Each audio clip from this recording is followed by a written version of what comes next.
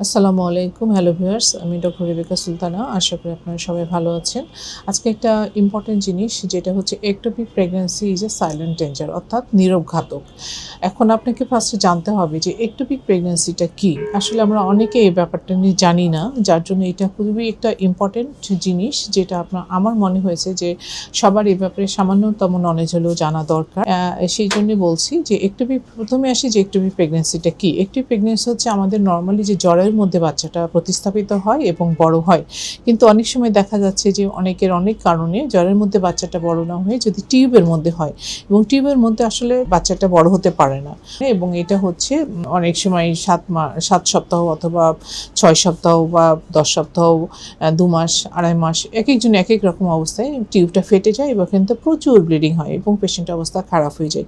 এটা টিউবের বাইরে অন্য জায়গায় হতে পারে, তবে টিউবটা মোস্ট কমন, এবং এখানে হইলে যেটা সমস্যা হয় সেটা হচ্ছে যে টিউবটা ফেটে যেয়ে তার শরীরের সমস্ত রক্ত পেটের মধ্যে জমা হয়ে যায়। এমনও আমরা পেশেন্ট পাচ্ছি যেটা দেখা যাচ্ছে যে 3 লিটার 4 লিটার রক্ত তার পেট থেকে আমরা বের করছি, পেশেন্ট শকে আসতেছে, তার কোনো রেসপন্স নাই, পেশেন্ট একদম যায় অবস্থা। সো একটিপি প্রেগনেন্সি এই জন্যই বলছি, যেটাকে অনেকে টিউবাল প্রেগনেন্সিও বলতে পারেন। টিউবটাই মোস্ট কমন এবং ডেঞ্জারাস হয়, এটা আমাদের জানতে হবে। তো আপনাদের যেটা করণীয় সেটা হলো যে যাদের মিস পিরিয়ড হয়, যে মাসিক বন্ধ হয়েছে 1 সপ্তাহ, এটাকে অবহেলা করার কোনো সুযোগ নেই। সেক্ষেত্রে আপনাকে অবশ্যই একটা 50 টাকা দিয়ে একটা কাঠি নিয়ে এসে আপনি টেস্ট করে দেখেন যে আমার প্রেগনেন্সি আসলো কিনা। তারপরে আপনি আল্ট্রাসাউন্ড করেন যে হ্যাঁ প্রেগনেন্সি আসছে। তারপরে আপনাকে যেটা করতে হবে, অবশ্যই আপনি ডক্টরের কাছে যাবেন, আপনি স্পেশালিস্টের কাছে যাবেন, যে আল্ট্রাসাউন্ড করে দেখতে হবে যে প্রেগনেন্সিটা আসলে কোথায়, এটা জ্বরের মধ্যে আছে না জ্বরের বাইরে আছে, টিউবে আছে বা অন্য কোথাও আছে কিনা। এটা খুবই খুবই ইম্পর্টেন্ট। এবং আমরা অনেক সময় নেগলেক্ট করি, আমি তো বাচ্চা চাচ্ছি না, বা আমি এমার্জেন্সি পিল খেয়েছি, বা আমি এই করেছি, আমার মাসিক তো ইরেগুলার।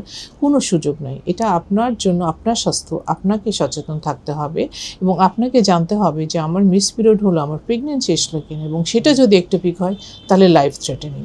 এটা রাপচার হয়ে গেলে, এটা ফেটে গেলে আপনার শরীরের সমস্ত রক্ত আপনার পেটের মধ্যে জমা হচ্ছে, আপনি শকে চলে যাবেন। তাহলে আপনার মিস পিরিয়ড হলে অবহেলা করার কোনো সুযোগ নেই।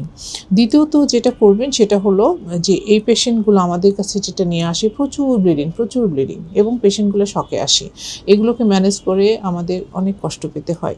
তো এই ব্যাপারে এই জন্যই বলছি যে, আর এটা কেন হয় সেটা হচ্ছে যে অনেকের জ্বরের ইনফেকশন, যেটা যৌন অঙ্গের ইনফেকশন থেকে হয়, অনেকের হেলথ হাইজিন নলেজ নাই, পরিষ্কার পরিচ্ছন্নতা বা এটা নাই। অনেকে আমরা এখন যেটা এমার্জেন্সি পিলটা ধাম করে খেয়ে ফেলতেছি, হ্যাঁ এইটারও একটা ইফেক্ট আছে, যার জন্য আমাদের টিউবের মধ্যে কোনো ডিজিজ যদি থাকে, কোনো সার্জারি এর আগে হয়ে থাকে, হ্যাঁ তারপরে এর আগে হয়তো আপনার একটোপিক প্রেগন্যান্সি ছিল বা টিউবাল প্রেগন্যান্সি ছিল, এবারে তার চান্স বেশি।